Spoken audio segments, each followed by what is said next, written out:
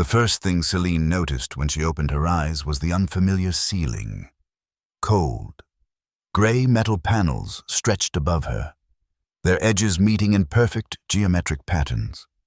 Her head throbbed with a dull ache, and her mouth felt dry, as though she hadn't spoken in days. Where was she?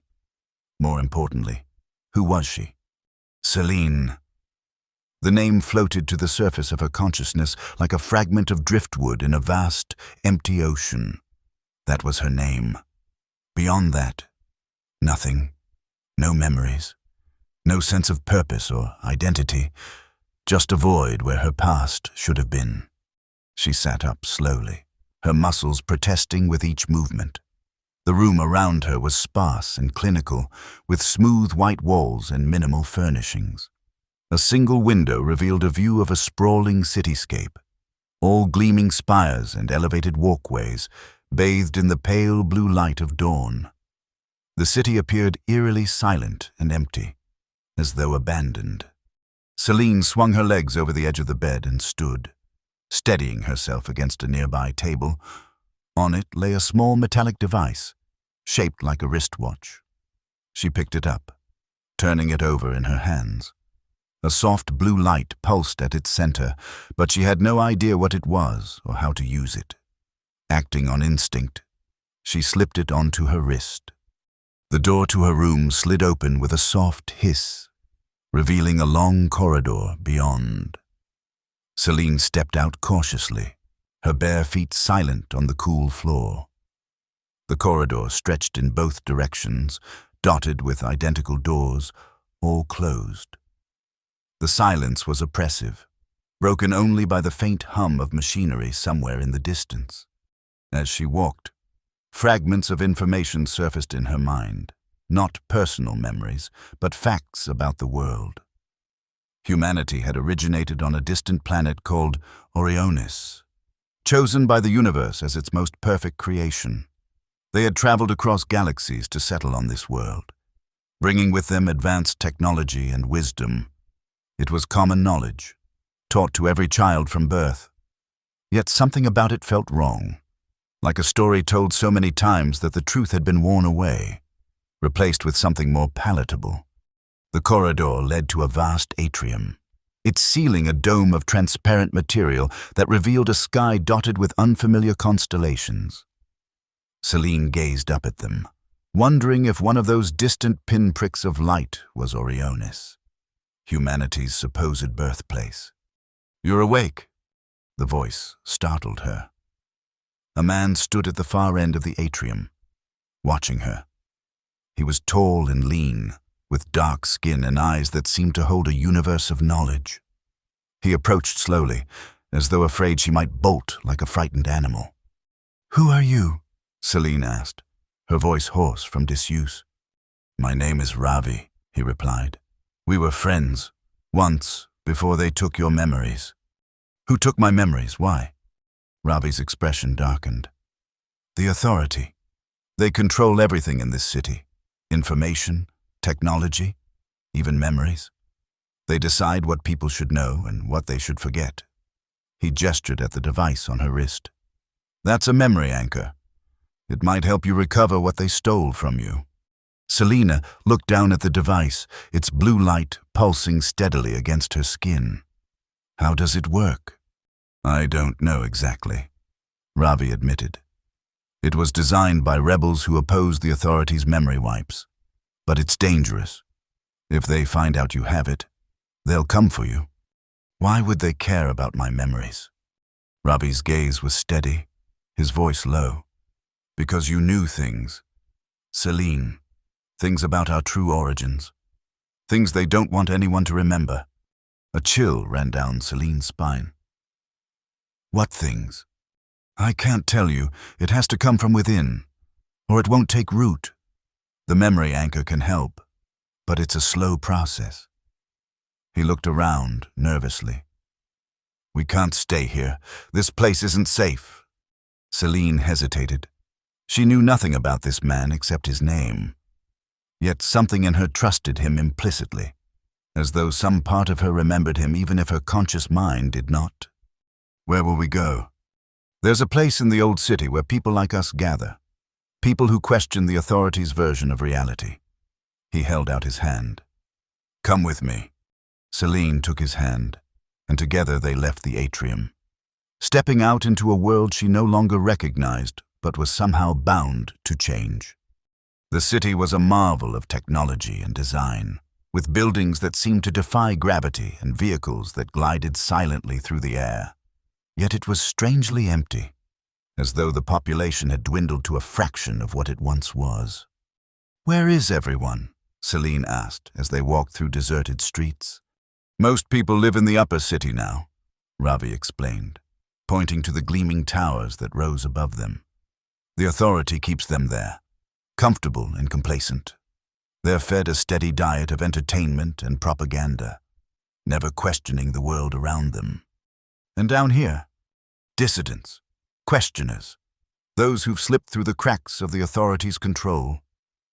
He led her down a narrow alley, away from the main thoroughfare, and those they've discarded, like you. The alley opened onto a small square, surrounded by buildings that looked ancient compared to the sleek architecture of the rest of the city. People moved about here, their expressions guarded but purposeful. They eyed Celine with suspicion as Ravi led her to a building on the far side of the square.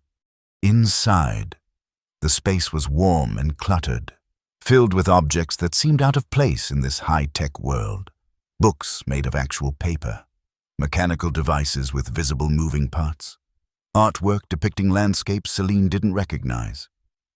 A group of people sat around a table in the center of the room, deep in discussion. They fell silent as Celine and Ravi entered. "You found her," said a woman, rising from the table. She was older than the others, with silver hair and eyes that held both kindness and steel. "I wasn't sure you would—" "It wasn't easy," Ravi replied. "The authority had her hidden away in one of their rehabilitation centers, but they were careless. They didn't expect anyone to look for her." The woman approached Celine, studying her face. "Do you remember anything?" Selina shook her head.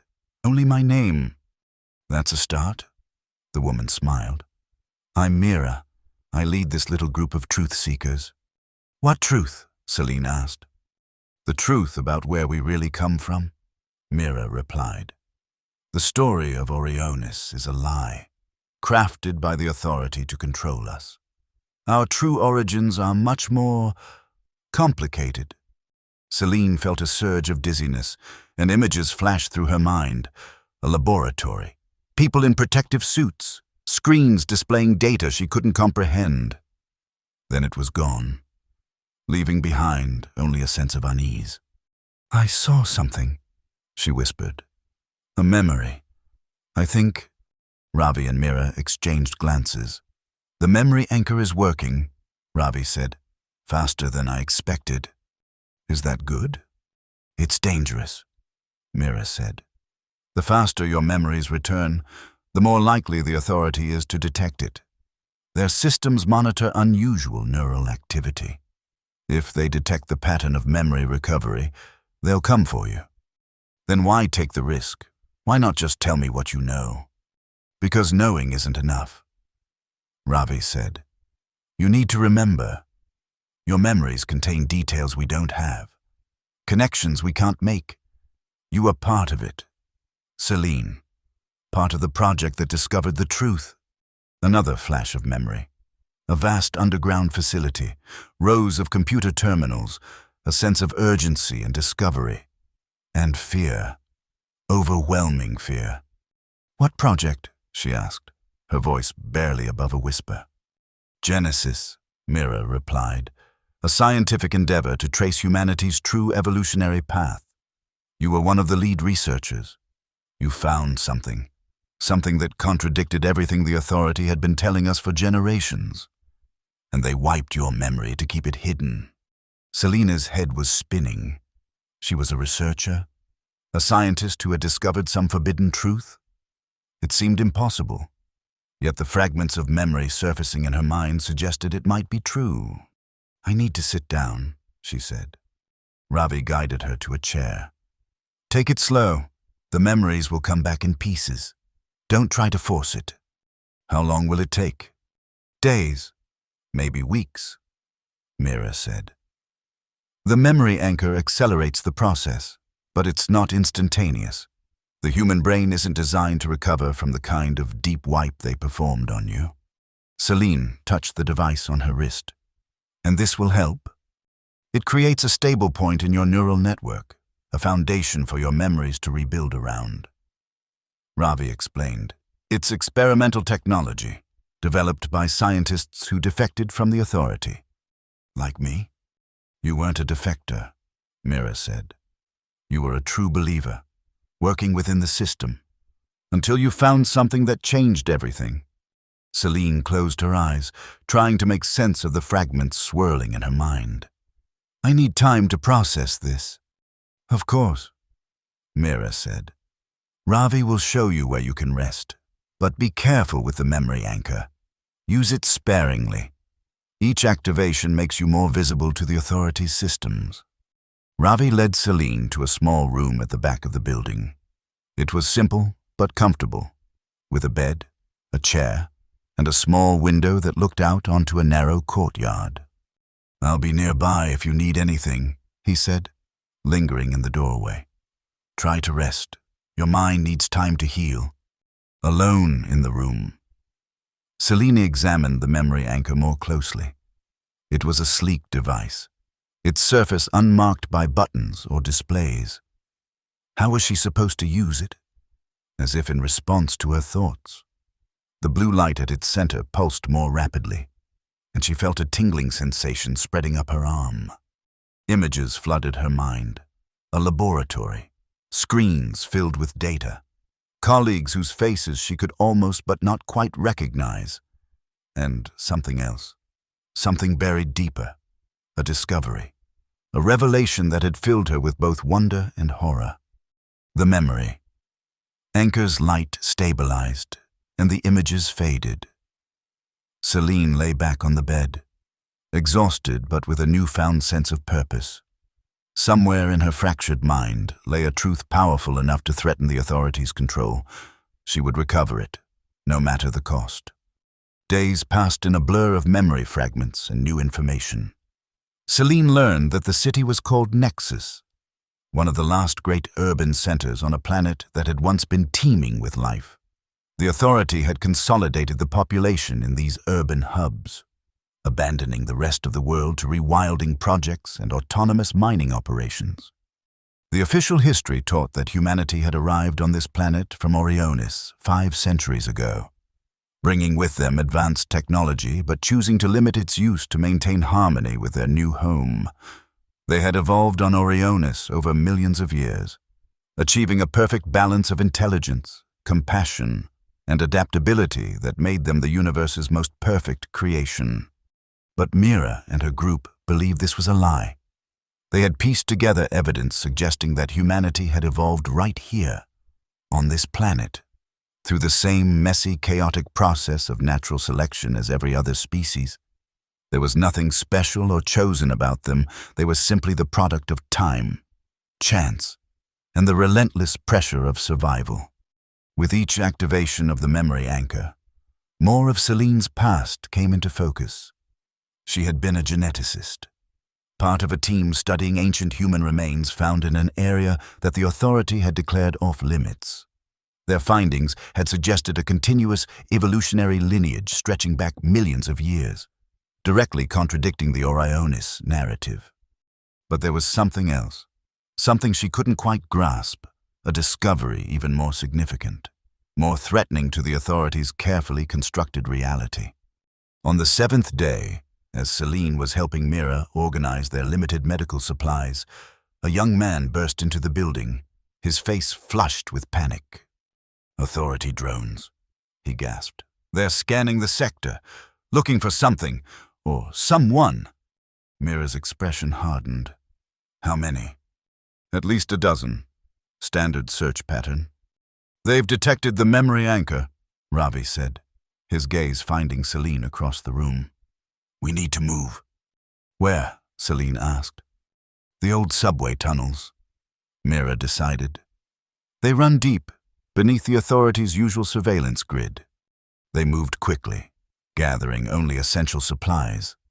Celine noticed that several people took weapons from a hidden compartment beneath the floor, sleek, compact devices that hummed with energy when activated. "Will those work against authority drones?" she asked Ravi as they slipped out a back entrance. "They'll buy us time," he replied grimly. "Nothing more." The old subway entrance was hidden beneath years of debris and vegetation, a relic of a time when masses of people had moved about the city freely. The tunnel beyond was dark and damp, the air thick with the smell of decay and abandonment. They had been moving through the tunnels for nearly an hour when Celine heard it, a faint humming sound, growing louder. Authority drones. "They're following us," Ravi hissed, pulling her into a side passage. The others scattered, taking up defensive positions. Mira pressed a weapon into Celine's hands. "Only if you have to," she whispered. The humming grew louder, and then the first drone appeared, a sleek, metallic sphere that glided through the air with eerie precision. It paused at the intersection, its sensors scanning the area. For a moment, Celine thought it might pass them by. Then it turned, its optical sensor focusing directly on their hiding place. A beam of light shot out from one of the group's weapons, striking the drone. It sparked and sputtered, crashing to the ground. But more were coming. Celine could hear them approaching. "Run!" Mira shouted. They fled deeper into the tunnels, the sound of pursuit never far behind. Celine's lungs burned, and her legs ached, but fear drove her forward. They reached a large chamber, once a subway station, now a cavernous space filled with shadows. "There's no way out," one of the group said, his voice echoing in the vast space. "There is," Ravi replied, pointing to a narrow maintenance door half hidden behind a collapsed pillar. "Through there, into the old maintenance tunnels. They're too small for the drones to follow." They squeezed through the door, into a cramped tunnel that seemed to stretch endlessly into darkness. The space was so tight that they had to move in single file, bent almost double. Behind them, Celine could hear the drones entering the station, their humming filling the chamber. The tunnels seemed to go on forever, twisting and turning through the foundations of the city. Just when Celine thought her legs would give out, she saw light ahead, pale and diffuse, but unmistakably daylight. They emerged into a vast, open space that took Celine's breath away. It was a dome, similar to the atrium where she had first met Ravi, but on a much larger scale. Above them, the sky was visible through the transparent ceiling, a canvas of stars and swirling nebulae. But it was what lay at the center of the dome that drew Celine's attention. A massive structure that looked like a cross between a temple and a laboratory, its architecture both ancient and futuristic. "What is this place?" she asked, her voice hushed with awe. "The Genesis facility," Ravi replied, "where you made your discovery, where everything changed." Celine stared at the building, and suddenly her mind was flooded with memories, not fragments this time, but complete, vivid recollections. She saw herself walking those halls, working at advanced terminals, leading a team of brilliant scientists, and she remembered the discovery, the truth that had shattered her world. "I remember," she whispered, "all of it." The Genesis Project had been established to study humanity's genetic history, ostensibly to better understand their Orionis heritage. But what they had found was evidence that humanity had evolved on this very planet, through the same process of natural selection as every other species. There was no Orionis, no chosen status, no special place in the universe's grand design. But that wasn't all. Deep in humanity's genetic code, they had found evidence of manipulation, deliberate engineering that had taken place thousands of years ago. Humanity hadn't been chosen. They had been created, designed by some other intelligence for purposes unknown. And then, in the deepest, oldest layers of the planet's information networks, they had found records, ancient data detailing the arrival of beings from another world. Not humans from Orionis, but something else entirely. Beings that had found a promising species of primate and accelerated their evolution, shaping them into what would eventually become humanity. These beings had established themselves as gods, rulers, or benefactors, depending on the culture. They had guided human development, steered the course of civilization, and eventually, when their purposes were fulfilled, they had left. But not before creating the Authority, an organization of humans loyal to them, tasked with maintaining the narrative that humanity was special, chosen, perfect. The Authority isn't protecting us from a harmful truth, Celine said, the words spilling out as the memories crystallized. They're protecting the beings that made us, hiding the fact that we're not the masters of our own destiny, that we were created as tools for another species. Tools for what? Mira asked. I don't know, Celine admitted. That part of the data was corrupted or deliberately obscured. But whatever it wasn't benevolent. There were records of failed experiments, of entire populations terminated when they didn't develop as expected. A chill fell over the group. The implications were staggering. Humanity's entire self-conception was based on a lie, and the truth was far darker than anyone had imagined. What do we do with this information? One of the group asked. We tell everyone, Celine said without hesitation. The Authority has been keeping us in the dark, controlling us with a false narrative of specialness and destiny. People deserve to know the truth, no matter how uncomfortable it is. It's not that simple, a new voice said. Celine turned to see a man standing at the entrance to the Genesis facility. He was tall and imposing, with pale eyes that seemed to see right through her. She recognized him immediately, though she couldn't recall his name. Kyle, Ravi said, his voice tight with tension. What are you doing here? The same as you, Kyle replied, stepping forward, seeking the truth, though perhaps with a different agenda.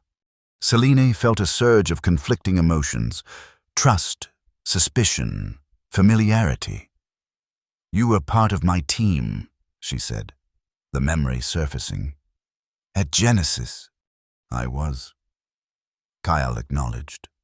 And I've been working within the Authority ever since, trying to find a balance between truth and stability. You've been working for them? Ravi's voice was incredulous. After everything we discovered? The Authority isn't a monolith. Ravi, there are factions, disagreements about how much the public should know and when they should know it. Kyle's gaze shifted to Celine. Your memory wipe wasn't meant to be permanent. It was a precaution, a way to protect you and the information you carried until a decision could be made. A decision made by whom? Celine demanded. By those who understand the full implications of what we discovered, Kyle replied. The truth isn't as simple as we were created by aliens. The beings that engineered us are still out there, still monitoring us, and they don't take kindly to their experiments becoming self-aware. A chill ran down Celine's spine. They're coming back. They never fully left, Kyle said. They've been watching, waiting to see if their investment pays off. The Authority has been trying to walk a delicate line, giving humanity enough freedom to develop naturally while maintaining the narrative that keeps our creators satisfied. Satisfied with what? Their obedient little pets? Ravi's voice was bitter. With our continued ignorance of their purpose for us, Kyle replied. The moment humanity as a whole realizes what we are, what we were made for, they'll either terminate the experiment or accelerate it. Neither outcome is likely to be pleasant. Selena's mind was racing. If what Kyle said was true, then revealing the truth to the world might doom it. But keeping the secret meant perpetuating a system of control and deception that had already cost countless people their freedom and identity. What were we made for? She asked quietly. Kyle hesitated. We don't know for certain. The data was fragmentary, but based on what we found, it seems we were designed as processors, living, biological information processors, Each human mind a node in a vast computational network. That's absurd, Mira said. Why would advanced beings need humans for computation? Not for standard computation, Kyle clarified. For something much more complex, possibly for modeling consciousness itself, or for simulating scenarios too intricate for conventional computing.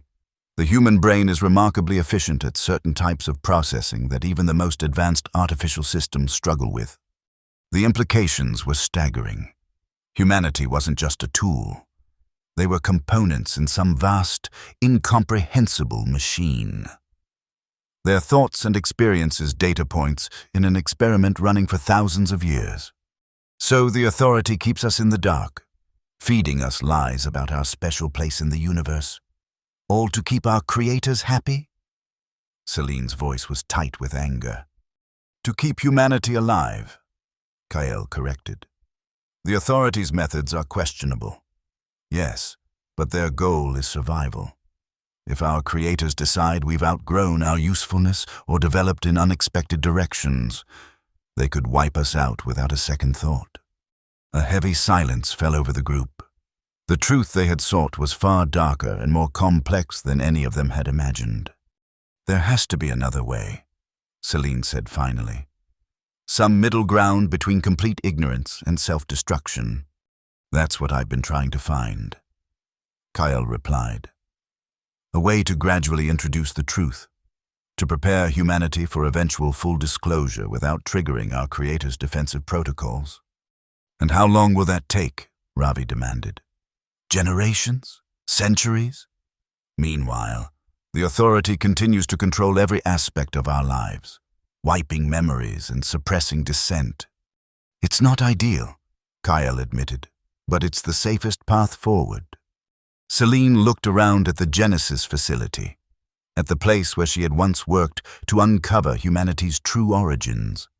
The weight of the choice before her was immense.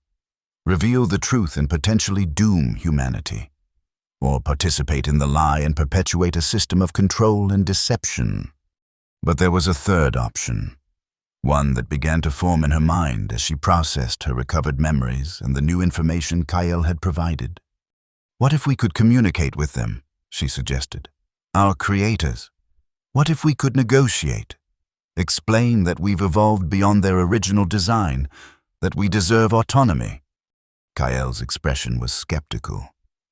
The authority has tried. The few communications we've managed to establish have been less than encouraging. They don't see us as equals or even as sentient in the way they define it. To them, we're complex but ultimately disposable tools. Then we need to change their minds, Celine insisted. And we can't do that if most of humanity doesn't even know they exist. She turned to address the whole group. I understand the risk, but keeping humanity in the dark isn't protecting them. It's infantilizing them. People deserve the chance to confront their true origins and decide for themselves how to proceed. Even if that decision might lead to extinction, Kyle asked quietly. Even then, Celine replied, because a life built on lies isn't really living. It's just another form of servitude. The debate raged for hours, with valid points on both sides. The risk of revealing the truth was enormous, potentially catastrophic. But the cost of maintaining the lie was also substantial. A society built on deception, where freedom was an illusion and identity was controlled by a select few. In the end, they reached a compromise. They would not broadcast the truth to the entire population at once, but neither would they keep it hidden. Instead, they would work to gradually dismantle the authorities' control systems, allowing people to discover the truth at their own pace, while simultaneously developing defenses against potential retaliation from their creators. It would be a delicate balance, a tightrope walk between revelation and safety. And Celine would be at the center of it, her recovered memories providing the key to both understanding humanity's true origins and potentially communicating with the beings that had created them. The plan was set in motion the next day. Using the advanced systems of the Genesis facility, they began to carefully disrupt the authorities' information networks. inserting subtle anomalies into the official narrative about Orionis. Not enough to trigger immediate alarm, but sufficient to plant seeds of doubt, to encourage questions. Celine, meanwhile, focused on analyzing the ancient communications protocols that had been used to interact with their creators. If humanity was to have any hope of asserting its independence, they would need to establish dialogue on more equal terms. The work was dangerous. Authority drones patrolled the city with increasing frequency, and there were rumors of more memory wipes being performed on citizens who asked too many questions. But for every person the authority silenced, 2 more seemed to join the growing resistance. 3 months after Celine's memories had been fully restored, they made their first breakthrough. Using the Genesis facility's powerful transmitters, they established contact with one of the monitoring stations that their creators maintained in the outer solar system. The response was immediate and hostile, a demand for identification and an implied threat of consequences for unauthorized communication. But Celine had anticipated this. Drawing on her recovered knowledge, she replied using the creator's own formal protocols, identifying herself not as a human, but as a process variance investigator, a designation she had found in the ancient records, apparently referring to entities authorized to report anomalies in experimental parameters. There was a long pause, and then a different response, cautious, inquiring about the nature of the variants she wished to report. It was a small opening, but it was enough. Celine explained that the human experimental subjects had developed beyond anticipated parameters and were exhibiting signs of true independent consciousness, beyond the designed limitations. The creator's representatives seemed skeptical, demanding evidence. And so began a strange, tense dialogue, Celine providing examples of human creativity, philosophy, and scientific advancement that went beyond their programmed capabilities, and the creator's representative analyzing this information with cold, dispassionate precision. Days stretched into weeks, and the dialogue continued. The authority, meanwhile, had become aware of the communication and was moving to shut it down. Kael, using his position within the organization, worked to delay them, but time was running short. Finally, after nearly a month of continuous exchange, the creator's representative delivered their verdict. The human experiment had indeed developed in unexpected ways, producing results that were potentially valuable. Termination would be postponed, pending further evaluation by a higher authority. It wasn't freedom or recognition of their right to exist independently. It was merely a stay of execution. But it was also the first time in human history that they had negotiated with their creators as something approaching equals, rather than as obedient experimental subjects. The news spread through the resistance like wildfire, igniting both hope and fear. They had gained time, but the fundamental problem remained. Humanity's existence was still contingent on their usefulness to beings who viewed them as tools rather than as people with inherent worth. Celine knew that the next phase would be even more challenging. Having opened a channel of communication, they now needed to convince their creators that humanity deserved autonomy, that they had evolved beyond their original purpose and had the right to determine their own destiny. It was during this period of intense work that Celine noticed a change in Ravi. He had become withdrawn, spending long hours alone in the Genesis facility's archives, searching for something he refused to discuss. When she finally confronted him, his revelation was startling. "I think I found a back door," he said, his eyes bright with excitement and fear. "A way to access our Creator's own systems, to understand their full purpose for us." "That's incredibly dangerous," Celine warned. "If they detect us probing their systems, they might decide we're too unpredictable to allow to continue. Or they might respect our initiative," Ravi countered. "If we're truly developing beyond our programming, wouldn't curiosity and the drive to understand our origins be part of that?" His logic was persuasive, but the risk was enormous. Yet, as the debate within the resistance continued, events outside their control forced their hand. The authority. growing desperate as their narrative of control began to unravel, launched a massive operation to recapture the Genesis facility and everyone inside it. The attack came at dawn, a coordinated assault by drones and human agents. The resistance fought back with everything they had, but they were outnumbered and outgunned. It was clear they couldn't hold out for long. In the chaos, Ravi made his decision. Using the protocols he had discovered, he initiated a deep scan of the Creator's monitoring systems, bypassing their security measures with techniques derived from their own technology. The response was immediate and overwhelming.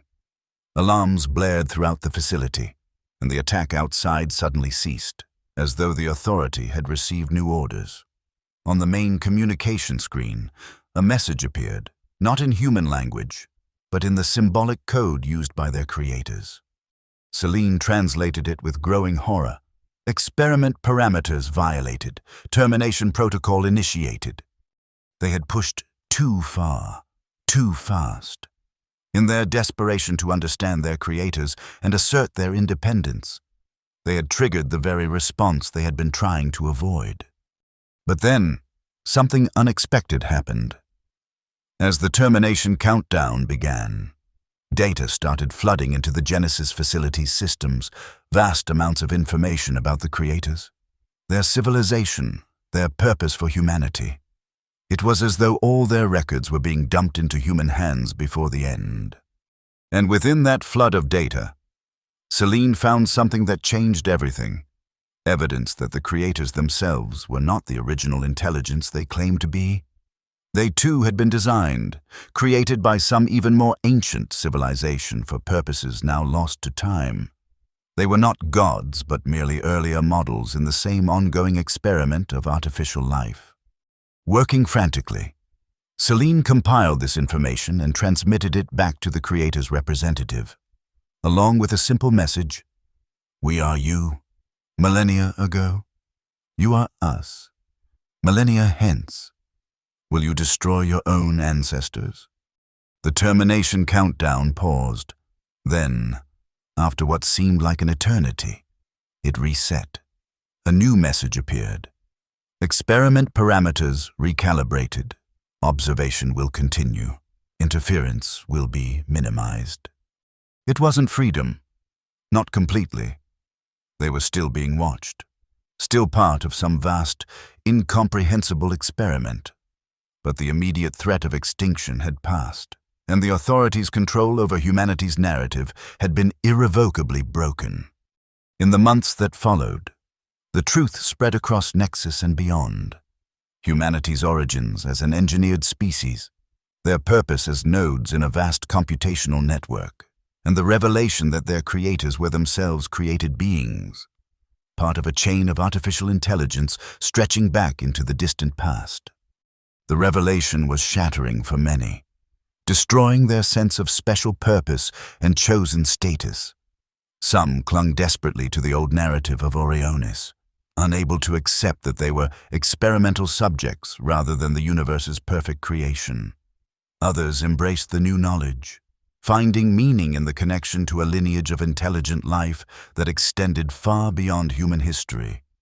The authority, its power broken, gradually transformed from an organization of control to one focused on understanding, studying the vast trove of data about their creators and the even more ancient civilizations that had come before, seeking to understand humanity's place in this complex lineage of designed intelligence. For Celine, the victory was bittersweet. They had achieved a kind of freedom, but it came with the knowledge that they were still part of something larger, still bound to purposes not entirely their own. Yet there was also a new sense of connection to their creators, to the ancient civilizations that had designed those creators, to a vast tapestry of artificial life stretching across the cosmos and back through time. 1 year after the confrontation at the Genesis facility, Celine stood on a balcony overlooking Nexus, watching as the city transformed.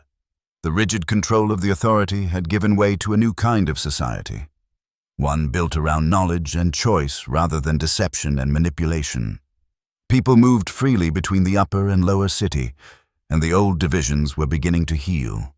Ravi joined her, leaning on the railing beside her. "Having regrets?" he asked quietly. Celine considered the question. "About revealing the truth? No, but I wonder what comes next. We know what we were designed for, but we don't know what we might become now that we're aware of our origins." "That's the beauty of it," Ravi replied. "For the first time, we get to decide for ourselves. We may have been created as tools, but we've evolved into something more. Something with the potential to surpass even our creators. And if they decide we're becoming too unpredictable, too dangerous, then we'll face that challenge too," Ravi said. "But I don't think they will. They're curious, just as we are. They want to see what we'll become." Celine nodded, finding comfort in the thought. Humanity's path forward would not be easy. They carried the weight of their engineered origins, the knowledge that they had been designed for purposes not their own. But they also carried the potential to transcend that design, to become something their creators had never anticipated. As the sun set over Nexus, painting the city in shades of gold and crimson, Celine felt a sense of possibility that she had never experienced before. The truth about humanity's origins had been a lie, but the truth about humanity's future was yet to be written, and for the first time, they would write it themselves.